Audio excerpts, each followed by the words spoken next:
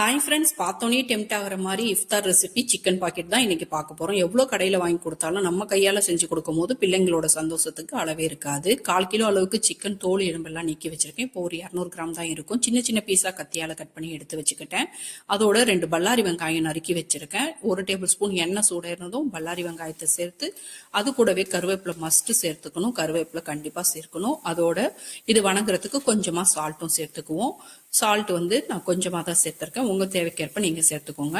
கண்ணாடி பதம் வந்ததும் ஒரு 3/4 டீஸ்பூன் அளவுக்கு இஞ்சி பூண்டு பேஸ்ட் சேர்த்து அதை ஒரு மிக்ஸ் கொடுத்து விட்டுருவோம். அதோட பச்சை வாசனை போனதும் ஒரு 1/2 டீஸ்பூன் அளவுக்கு தான் நான் மிளகாய் தூள் சேர்க்கிறேன். காரம் அதிகம் வேண்டான்னு சொல்லிட்டு நோம்பு திறக்கும் போது ரொம்ப கஷ்டமாக இருக்கும்னு சொல்லிட்டு அதோட 1 நிமிஷம் கலந்து கொடுத்ததும் நம்ம எடுத்து வச்சிருந்த சிக்கனையும் சேர்த்து விட்டு நல்லா மிக்ஸ் பண்ணிக்கலாம். இந்த சிக்கன்லேயே தண்ணி விடும், அதுலேயே வேகட்டும். நம்ம தண்ணி வேற எக்ஸ்ட்ரா சேர்க்க வேண்டாம்.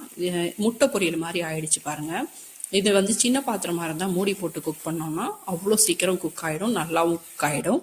நல்லா இதை சிம்மில் வச்சே குக் பண்ணுவோம். வேணும்னா டேபிள் ஸ்பூன் கணக்கில் மட்டும்தான் தண்ணி சேர்க்கணும். நான் கொஞ்சமாக சேர்த்துருக்கேன். இதுக்காக தான் நம்ம மசாலா எதுவும் சேர்க்கல.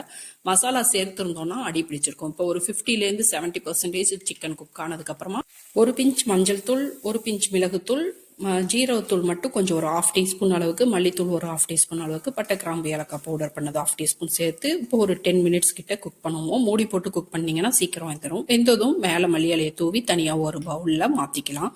இப்போ சப்பாத்தி மாவுக்கு பிசைகிற மாதிரி தான் நான் கோதுமை மாவு பிசைஞ்சு வச்சுருக்கேன். நீங்கள் விருப்பப்பட்டால் மைதா மாவில் கூட பிசைஞ்சுக்கலாம். நார்மலாக தண்ணி உப்பு மட்டும்தான் சேர்த்து பிசைஞ்சிருக்கேன்.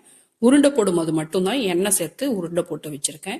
நல்லா சாஃப்டாக ரொம்ப நேரம் ஊற வச்சுட்டேன். அதனால நல்லா ஊறிடுச்சு. 3 மணி நேரத்துக்கு முன்னாடியே மாவு பிசைஞ்சு வச்சுட்டேன். இந்த இடத்த கிளீன் பண்ணிட்டு இன்னைக்கு இங்கே தான் நான் மாவு தேய்க்க போறேன்.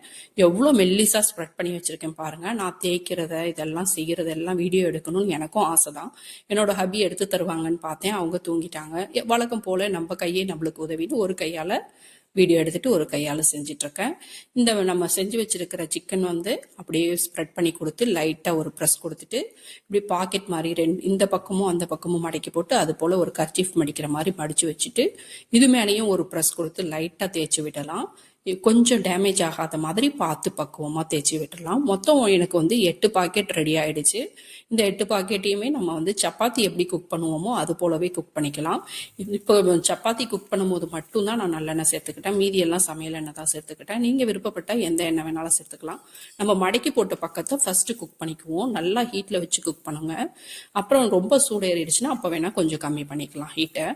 இப்போ நல்லா சப்பாத்தி போடுற மாதிரியே போட்டு எடுத்து வச்சிட்டோம்னா அவ்வளோ எம்மியாக இருக்கும். கண்டிப்பாக இதை ட்ரை பண்ணி பாருங்கள். அவுட் ஆஃப் 10 நீங்கள் எவ்வளோ மார்க் கொடுப்பீங்கன்னு கமெண்ட்டில் சொல்லுங்கள். தேங்க்யூ.